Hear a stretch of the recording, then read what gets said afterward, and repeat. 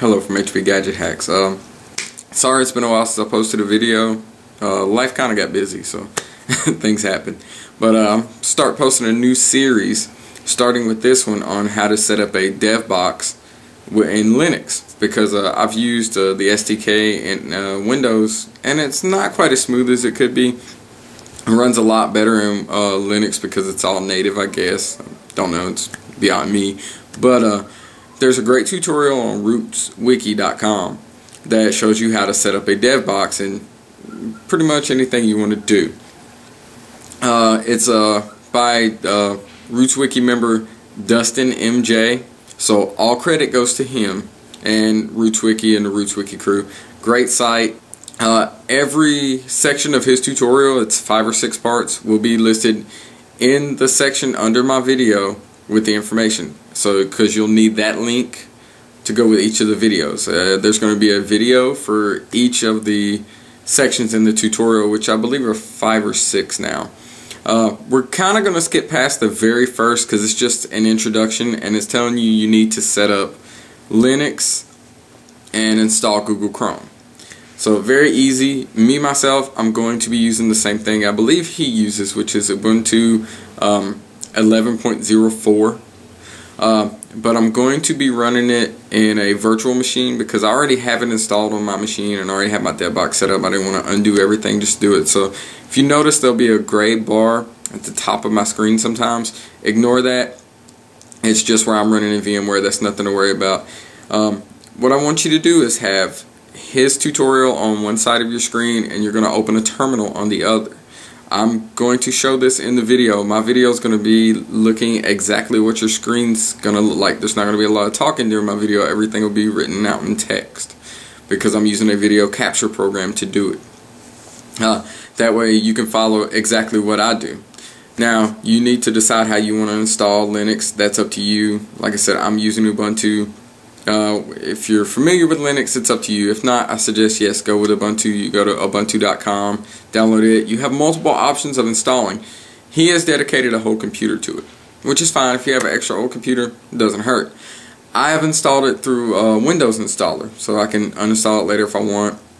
Like I said, for this tutorial, I'm actually running it in a virtual machine, which you can also do, but I wouldn't really suggest it. It's a lot of tax on your computer unless you have a really high-end computer. I'm running a Core i3, and it's pretty heavy on it, running it and the demo creator program that I'm going to be using. So, but it's completely up to you. You can also install a dual boot setup alongside Windows, Mac OS X, whatever you run. It's not really picky on this part because we're going to be working in Linux. So first I need you to get it set up, and get your Wi-Fi. If you're using Wi-Fi, get it set up because a lot of times Ubuntu has problems with Wi-Fi. If you have any problems, search Google. There's always solutions out there. Great community behind Ubuntu especially. After that, I need you to install Google Chrome in your Linux setup. It's easy. Go to google.com/Chrome and install from there. So once again, all credit and all the links back will go to RootsWiki and Dustin MJ's tutorial. Great tutorial, great write-up. It's awesome. I wish he had done it a long time ago and I would have been using Linux to do my setups instead of using Windows. So like I said, a video for each section of his tutorial, that way nobody gets lost. I'm trying to make it as easy to follow as I can. The only times I'm going to skip through anything is like the download process, because some parts take 10-20 minutes to download even on my 20 meg connection. So according to your connection speed, it can take a while to set up. I'm going to skip through those parts, but everything else I'm going to let you see because I want you to see scrolling codes. I want you to know that what's happening on your screen should be exactly what's happening on my screen. And any problems, I honestly wouldn't suggest you comment on my videos and ask, or mail me and ask, because this is a little out of my spectrum. I would actually direct you back to RootsWiki, and you know, great crew over there, answer your questions. So give that a shot. But we're about to get into the install process. I'm going to start at the point where Linux and Google Chrome are already set up. So this will be the second part of his tutorial. The links will be below, and I may put a link on the actual video itself because a lot of people have problems hitting that little button in the corner that drops down the information. Not trying to pick on anybody, just saying.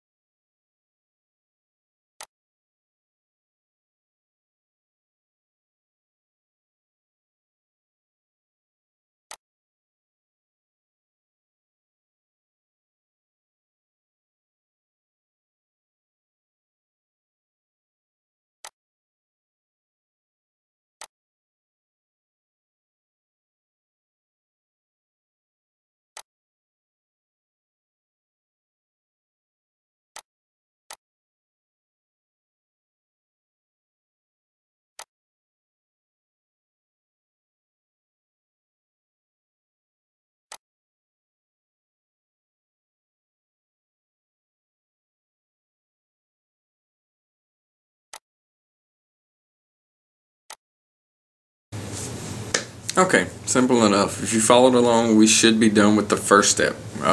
We've got started with the API. That's the very first post he made. It's just a little explanation. We've gone to the second step, the environment. So if you followed along with me, you should have Eclipse installed, and you should have the SDK installed from Google.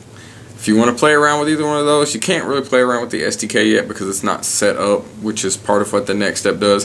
You can go ahead and play around with Eclipse if you want, but that's on you, and there'll be more on that later. He'll show you how to get it set up completely for developing and everything. So just keep an eye out for the next video in the series. It shouldn't be long. I'm going to try to get these out every couple days. I'm working on a little time problem here, but I'll do my best to get them out in the next few days because I know I was anxious to get it finished myself, and it's a very nice setup when you're done. So just keep an eye out for the next video and enjoy what you've got so far.